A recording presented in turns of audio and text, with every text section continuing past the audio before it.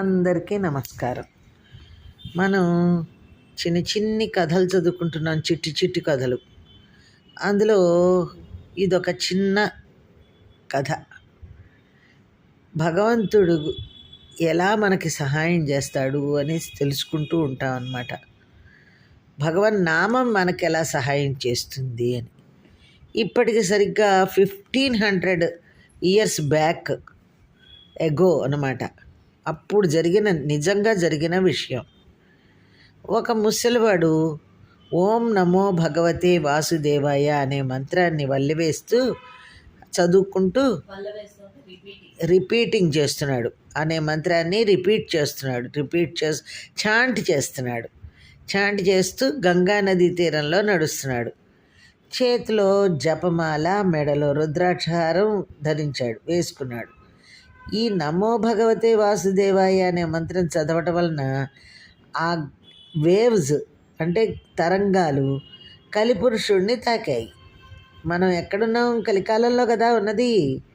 ఆ కలిపురుషుడిని తాగాయి. ఎక్కడి నుంచి వస్తున్నది ఓం నమో భగవతే వాసుదేవాయ అనే మంత్రశబ్దం అని చుట్టూ చూశాడు. గంగానదీ తీరంలో ఒక బక్క చిక్కిన ముసలి ఆయన ఓం నమో భగవతే వాసుదేవాయ అనే నామాన్ని జపించటం చూసి ఆ మంత్రజపాన్ని ఆపాలని ఆ ముసలాడి దగ్గరికి వెళ్ళి పట్టుకోబోయాడు. ఆయన మీద చేయి వేసిన వెంటనే ఎగిరి 1/2 కిలోమీటర్ దూరంలో పడ్డాడు. కొంతసేపు ఏం జరిగిందో తెలియలేదు. చూస్తే ఆ ముసలివాడు ముందెక్కడో ఓం నమో భగవతే వాసుదేవాయ అనే మంత్రాన్ని జపిస్తూ వెడుతున్నాడు. ఎలాగైనా పట్టుకొని నామజపాన్ని ఆపాలని మళ్ళా దగ్గరికి వెళ్ళాడు.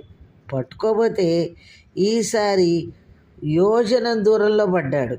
యోజనం అంటే తెలుసా అండి? 8 మైల్స్. 8 మైల్స్ అంటే ఇంకా కిలోమీటర్స్ ఎక్కువ కదా, అలా అనమాట. 8 మైల్స్ 1 మైల్కి 1.5 కిలోమీటర్ అట.